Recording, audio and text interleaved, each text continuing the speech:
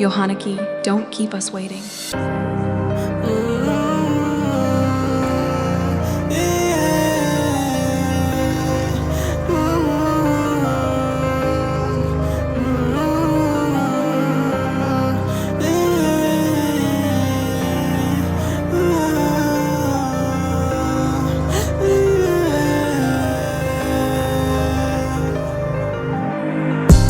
Wami utata etulofuna umsebenzi akazange abuye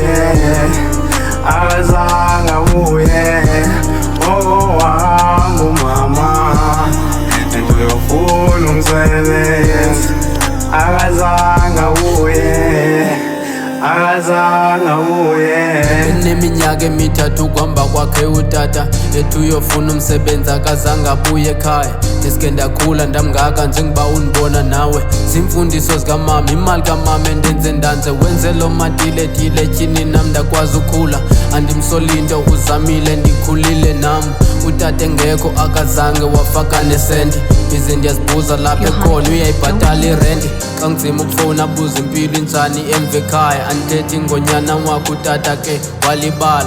Thini ngomama lo wamshiya nzima enoxanduva lokukhulisa umntwana, umama ebhizi engenayo nesenti. Xa uhlele egoli usonwabile ke namankazana, ulibala njani ukuba emva ekhaya unonyana? Ulibala njani ukuba xa kwanjiwe kuyagodukwa? Ulibala njani ukuba xa kwanjiwe kuyagodukwa?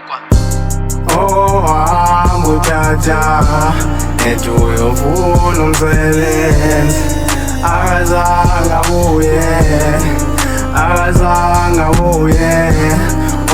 wami umama ethi uyofuna umsebenzi akazange abuye Uyazi nzima kanjani ukukhuluma mengwekho ekhaya, nethemba lokuzobuya xa kuphela unyaka.